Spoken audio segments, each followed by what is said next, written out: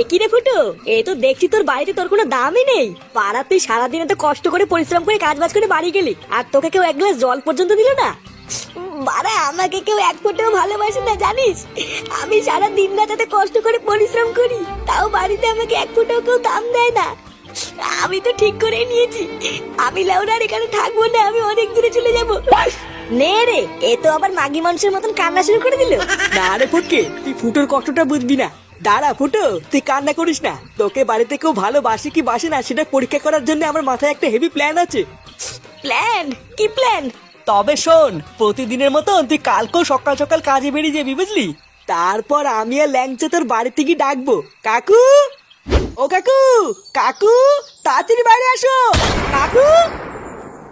এই কি হয়েছে না বাড়া, তো চিল্লামিল্লি কিসের? সকাল সকাল গাড়ওয়ানি গুলো, তোদের কি আর কোনো কাজ নাই নাকি? আরে কাকু, ওইদিকে বিশাল বড় বিপদ হয়ে গেছে, তাড়াতাড়ি চলো। বিপদ? কিসের বিপদ?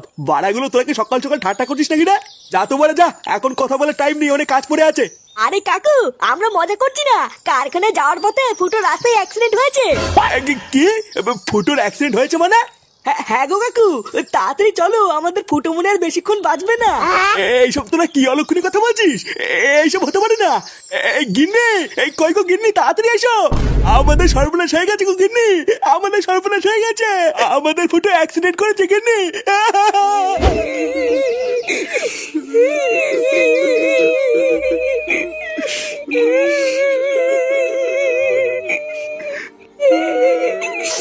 আমার ফুটো আমাকে ছেড়ে চলে গেল।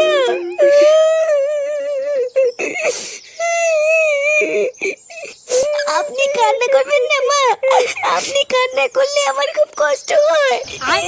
চুপ শালা মাগি, শালা রাক্ষসী শাকচুন্নি চুদে, আমার ছেলেকে মেরে দিয়ে এখন নাটক শোনাচ্ছ। মা, তুমি এইসব কি উল্টোপাল্টা কথা বলছো? আমি তোমার ছেলেকে কখন মারলাম? কখন মারলি শালা শয়তানি? তোর সাথে বিয়ের পর থেকে আমার ছেলেটা ভালো নেই। আমার ছেলেটাকে তো খেলি, এবার বেরো আমার বাড়ি থেকে। কেন আমি বেরোবো কেন? এবার তো বেরোবো তোমরা। আমার স্বামী বেঁচে ছিল বলে এতদিন কিছু বলতে পারিনি, এখন তো আমার স্বামী নেই, বেরো পড়া। এইসব তুমি কি বলছো বৌমা? আমরা বেরিয়ে যাবো মানে? চুপ শালা বুড়ো, অনেক হয়েছে তোদের নাটক, এবার বেরো। বৌমা কি সব বলছো তুমি এসব? তোমার কি মাথা ঠিক আছে? হ্যাঁ, মা তো ঠিকই বলেছে। শালা বুঝে পাঠা, আর কয়দিন থাকবি? বেলা বেলা পালার বার এতদিন অনেক গাল মালিয়ে তো, এবার বেরো আমার বাড়ির থেকে।